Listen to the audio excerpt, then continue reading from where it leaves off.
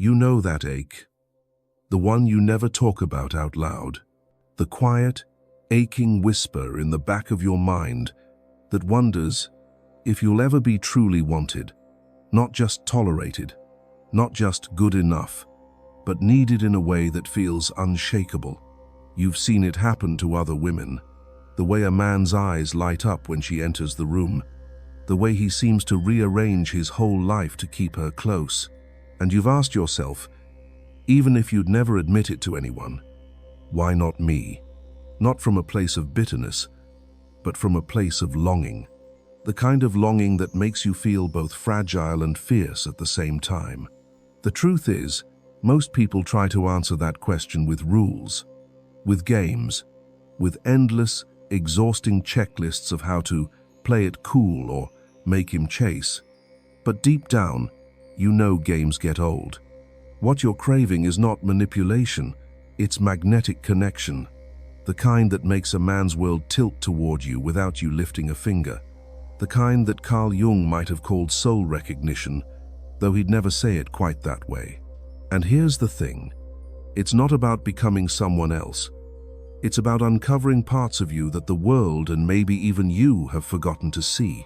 So I want you to take a breath right now. Let it be deep. Let your shoulders drop. This is not going to be another how-to list that leaves you overthinking every move you make. This is a conversation between you and me. A slow unfolding of truths you've probably felt in your bones, but maybe never put into words. You'll hear things you've suspected, but never dared to trust. And you might catch yourself smiling, not because you're suddenly perfect, but because you'll remember you've always had more power than you thought. Before we go deeper, let me tell you something. This space we're creating right now, it's yours. No judgment, no noise, just a quiet corner where you can hear yourself again. If you've been feeling invisible, overlooked, or like your heart has been talking to a wall, you're exactly where you need to be. And if you want to keep having conversations like this ones that feel like they were made for you, make sure you stay connected here. Subscribe, not because you should, but because you deserve spaces where you feel seen. Tap that little heart, not for me, but as a promise to yourself that your story matters. Because in a moment, I'm going to take you into the first truth, the one that changes everything. The one that makes men turn toward you without even knowing why. But for now, just stay with me and breathe. The first truth is this: men don't obsess over women who simply look good. They obsess over women who make them feel something they can't quite name. It's not about perfection, it's about presence. Think back to a time when you were with someone and you felt like the world slowed down, not because of what they wore or how they looked, but because they made you feel alive in your own skin. That's what lingers in the mind. The first way you create that is by not rushing to fill every silence. Most people try to keep the air buzzing with words, as if quiet is dangerous. But when you can hold a pause, when you can sit there and let him feel your energy without scrambling to impress, you become a mystery he aches to solve. It's not about being cold, it's about being rooted. And that groundedness is intoxicating. Men don't remember the woman who talks the fastest. They remember the one who makes them slow down. But here's the thing, this isn't about pretending to be calm when you're a storm inside. This is about learning to meet yourself first. If you're not comfortable in your own company, you'll always try to earn someone else's. So, the next time you're tempted to rush, to fill, to overgive, stop.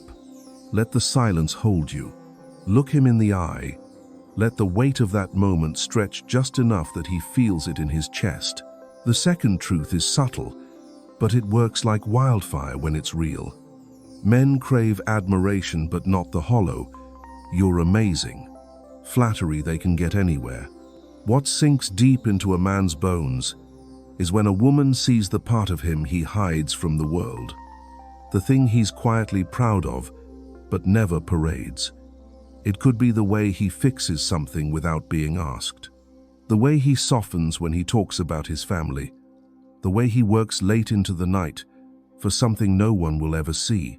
When you notice those hidden victories and speak to them not in a grand speech, but in a simple, almost throwaway line, it does something to him. It tells him, "I see you where no one else does." And the more he feels seen by you, the more he fears losing you. Because that kind of recognition, it's rare. The third truth is the one most women resist because it asks you to let go of control. It's about not being available every time he calls, not in a manipulative way, but in a way that honors your own life, your schedule, your joy. Men don't chase women who make them the center of their world from day one. They chase women whose worlds they want to be a part of. If you're always ready, always dropping everything, you don't give him the chance to miss you. And missing you is half the obsession. There's a woman I once knew, quiet, unassuming. She never played games, but she had this rhythm to her life that no one could interrupt. She'd say yes to plans, but not always.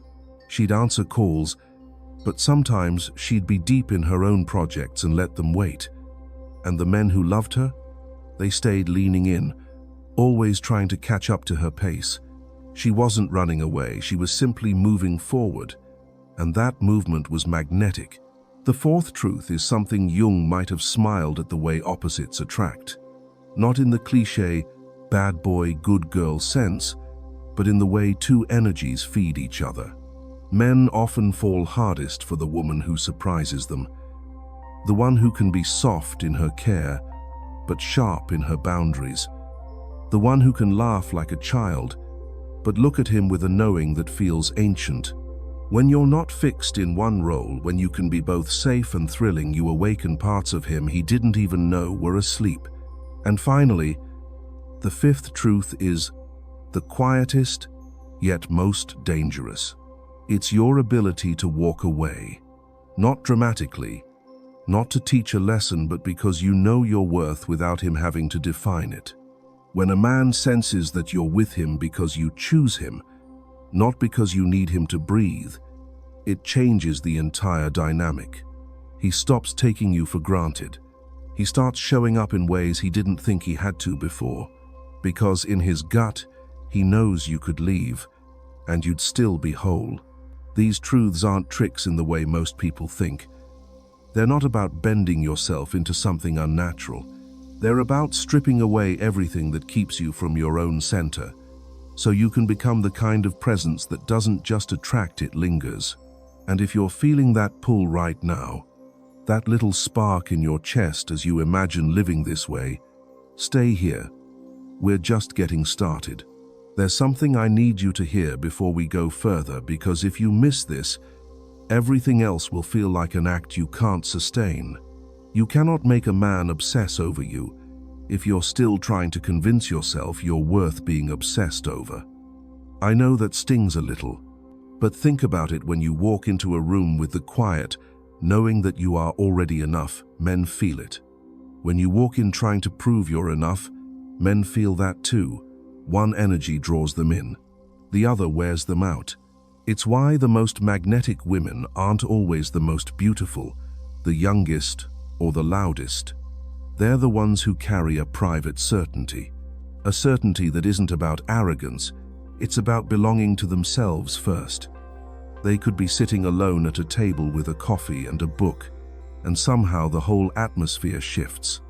They don't need the attention, and because of that, they get it. The truth is, obsession is just attraction that's been given oxygen. You spark it by touching something deeper than his eyes or his body. You reach the part of him that wants to feel alive, and you do it in a way that feels effortless. But you can't fake effortless. You can't fake depth. So here's where your own inner work meets the outer magic. Stop negotiating with yourself. Stop telling yourself you'll be worth more when you lose the weight, when you make more money, when someone chooses you. Start carrying yourself as if today is the day you're already that woman. Because the more you live in that version of you, the more you start attracting from that version too. This is why the women who pull men into their orbit often live lives that feel full even when they're single. They say yes to dinners with friends. They start the pottery class. They move their furniture around at midnight just because they felt like it. And when a man enters their life, he doesn't feel like her only source of joy. He feels like he's been invited into something already glowing. There's a reason this works on such a deep level. Men, especially the ones with depth themselves, are drawn to women who make them wonder, who make them lean in, trying to figure out what's lighting her up that isn't about him. It's not about playing hard to get. It's about having something to get to in the first place. And here's where it gets interesting. When you start living like this, you notice your standards shift. You stop being impressed by breadcrumbs. You stop staying up all night waiting for a text that says nothing. You start realizing that your time, your laughter, your softness, those are currencies, and you don't spend them where the return is small. One of the most captivating women I ever met told me something I'll never forget. She said, "I never try to be unforgettable. I just never betray myself to make someone else comfortable." And I think about that every time someone asks me how to be the one a man can't stop thinking about. Because that's the secret. When you never betray yourself, you become a mirror for him. He sees what it looks like to belong fully to yourself, and a part of him wants that energy close. It's here that Carl Jung's ideas echo quietly, this sense that the people who magnetize us are often showing us something we've lost in ourselves. When you live fully, you become a reminder to him of his own unlived life. And that is obsession's most potent fuel. So when you start practicing these truths, rooted presence, rare recognition, your own rhythm, fluid energy, and the ability to walk away, you're not just attracting. You're rewriting the script entirely. You're making it so that when he thinks of you, he doesn't just think of your face or your body. He thinks of how he feels more himself when you're around. And once a man connects you with that feeling, he'll turn his world upside down to keep you in it. And here's the part most people never tell you. Keeping a man's obsession isn't about feeding his ego every day or constantly proving your value. It's about being a steady source of what first drew him in, the way you make him feel both safe and stirred at the same time. See, obsession dies when predictability turns into monotony. When the script gets so familiar, he stops needing to read it. But when you stay in touch with the parts of yourself that are still growing, still surprising even to you, you give him something new to discover. You can be together for years and still have moments where he looks at you like he's seeing you for the first time. That's not magic. That's intention. Let me give you an example. I once knew a couple who had been together for over a decade. People assumed their passion had faded, because that's what usually happens. But every time I saw them, there was this quiet undercurrent of fascination between them. One day I asked her how they kept it alive. She said, "I never stopped living a life outside of him. I love him deeply, but I'm always learning something, doing something, creating something. He knows that if he stops looking closely, he might miss a new part of me." It's not about making him feel insecure. It's about reminding both of you that your world is not static. The moment you stop evolving, you risk becoming a memory instead of a presence. And nothing kills desire faster than feeling like there's nothing left to discover. Here's the paradox. The more you hold on to your independence, the more deeply he invests. Because deep down he knows you're not with him out of habit. You're with him out of choice. And choice is powerful. Choice makes love fresh again, every day. But this requires something that not everyone is willing to give: honesty with yourself. You have to be willing to admit when you've been shrinking, when you've been silencing parts of yourself just to keep the peace. You have to be willing to say, "I want more," and then go out and live in a way that reflects that, not just for him, but for you. Carl Jung spoke often about individuation, though we won't go into the theory here. But think of it this way. You can't fully merge with someone until you fully stand apart from them. When you do, the connection stops being a cage and starts being a dance. That's when obsession becomes something deeper, devotion. And devotion is what lasts. I want you to imagine this right now. You're walking into a room where he's waiting for you. He looks up. You don't rush to fill the space with chatter or explanations about where you've been.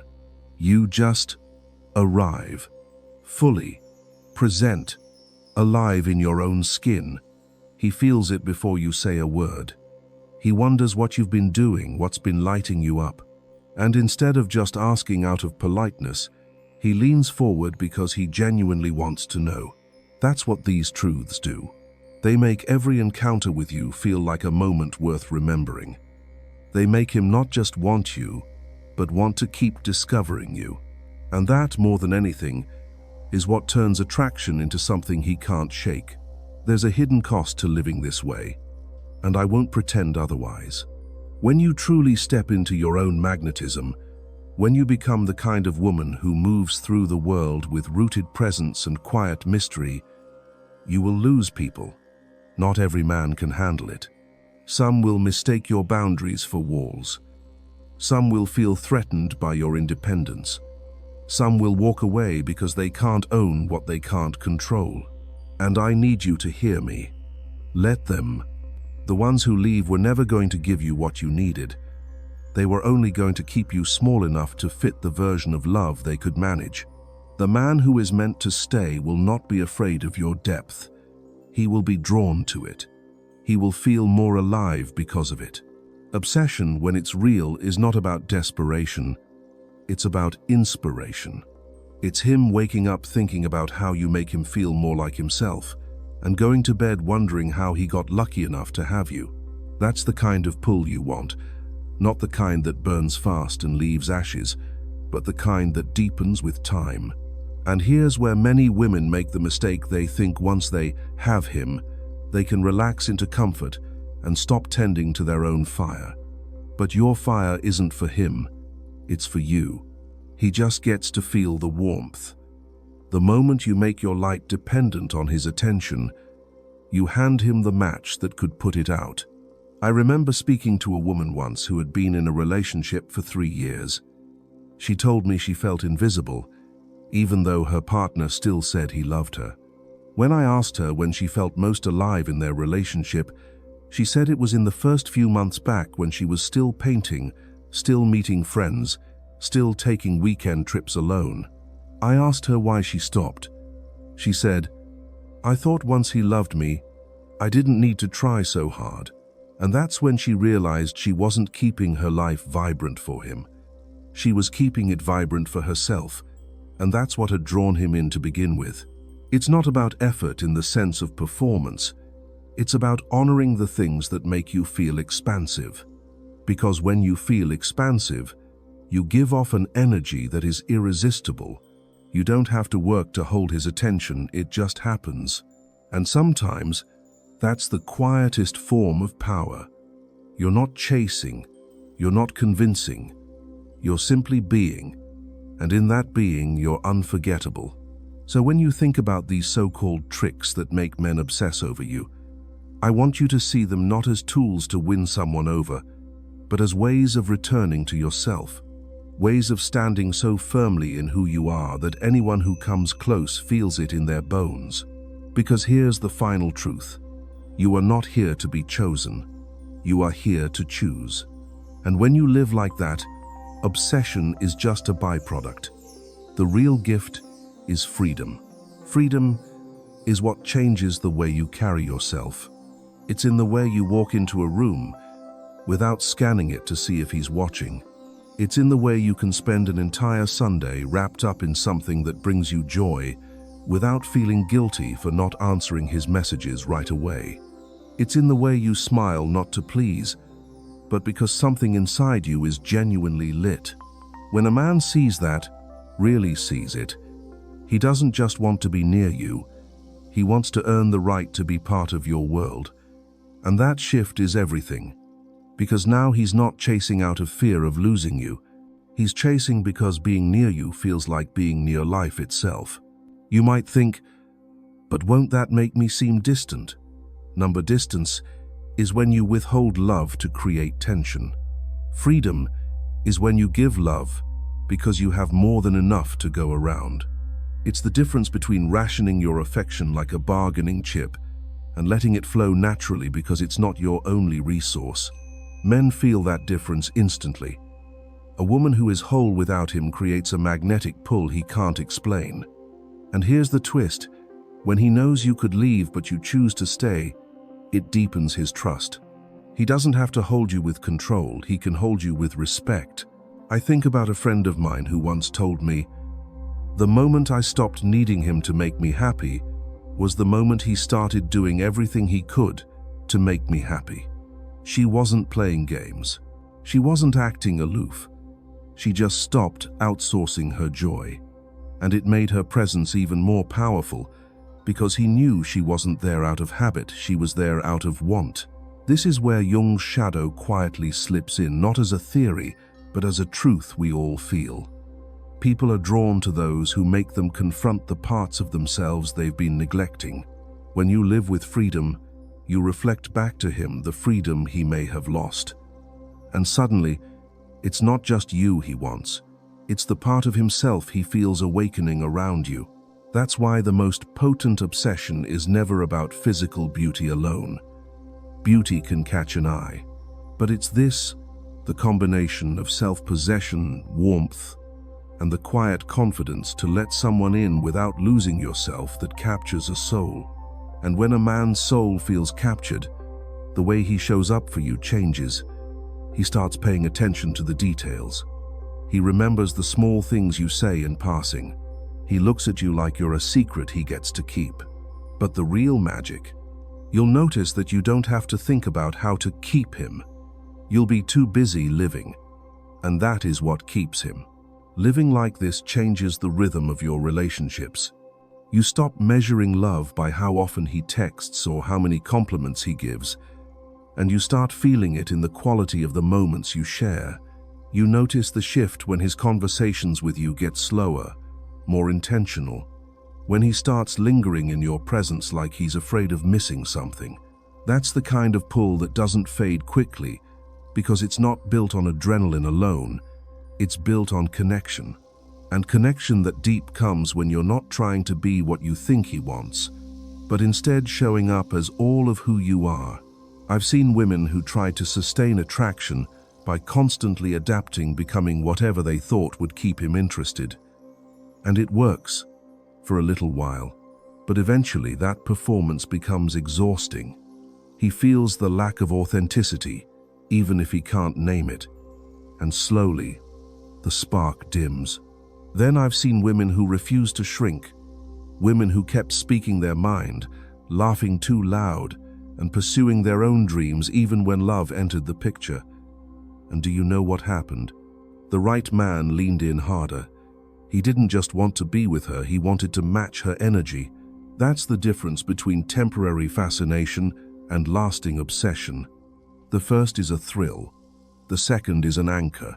When you hold to your truths, the rooted presence, the rare recognition, your own rhythm, the fluid energy, and the power to walk away, you don't have to ask for respect because it's given naturally.